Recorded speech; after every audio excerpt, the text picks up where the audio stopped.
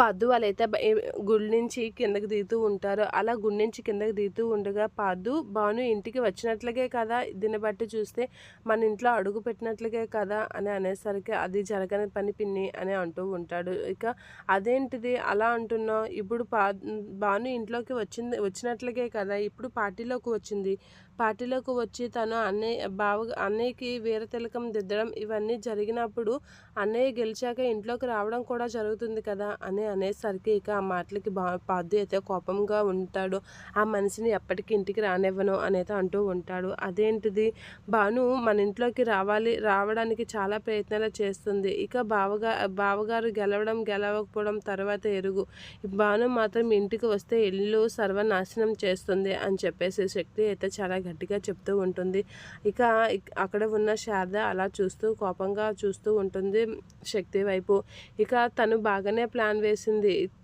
గుడిలో ఇక్కడ పార్టీ జరుగుతుందన్న విషయం తనకి ఎలా తెలుసు? తను ఇక్కడికి వచ్చి అన్నీ ఇచ్చేయడం అవన్నీ నాకెందుకో ప్రీ ప్లాన్డ్‌గా అనిపిస్తుంది అని చెప్పేసి శక్తి అనేసరికి ఇక పార్థు అయితే అలా చూస్తూ ఉంటాడు. అయినా శక్తి నువ్వు గెలవకపోవడం అని అంటున్నావేంటి? అని చెప్పేసి అంటూ ఉంటుంది. ఇంట్లో మనిషి అలా అంటే బయట వాళ్ళు ఇంకెలా అంటారు? గెలవకపోవడం ఏంటి అసలు? అని చెప్పేసి శారద అయితే గట్టిగా శక్తిని అడిగేసరికి అది గెలుపు ఓటములు అనేవి మన చేతుల్లో లేవు కదక్క! అవి మనం ఎలా నిర్ణయిస్తాం అది అని చెప్పేసి అంటున్నాను అని శక్తి అయితే అంటూ ఉంటుంది. మనం ఖచ్చితంగా చెప్పలేం కదా గెలుస్తామని అనేసరికి శారద అయితే అలా చూస్తూ ఉంటాడు. నాన్న గెలిచే తీరుతాడు అని చెప్పేసి పార్థు అయితే కోపంగా చూస్తూ ఉంటాడు. ఇక మా బావని ఓడించే వాళ్ళే లేరు, మా బావని ఎవరు ఓడిస్తారు, మా బావే గెలుస్తాడు అని చెప్పేసి గట్టిగా అనేసరికి సరే అని చెప్పేసి అంటూ ఉంటుంది. ఖచ్చితంగా నాన్నే గెలుస్తాడు పిన్ని, నువ్వు ఎప్పుడు అలాంటి నెగిటివ్ మాటలు ఆడకు అని చెప్పేసి అనేసరికి ఇక శారద అయితే అలా చూస్తూ ఉంటుంది. సరిపోయారు అందరూ అని చెప్పేసి అనేసరికి ఎందుకు నీ భార్య వచ్చి నినాదం చేసిందనా? నీ భార్య వచ్చి పార్టీలో కొన్ని మాటలు మాట్లాడిందనా?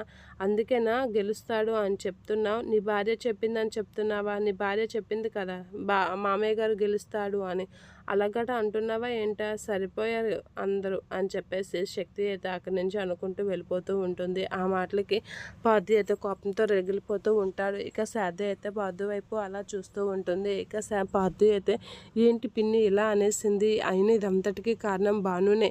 భాను వచ్చి ఇక్కడ ఇదంతా చేయకపోతే సరిపోను, తను ఎందుకు ఇక్కడికి వచ్చింది అని చెప్పేసి కోపంగా ఉంటాడు భానుపై పార్థు.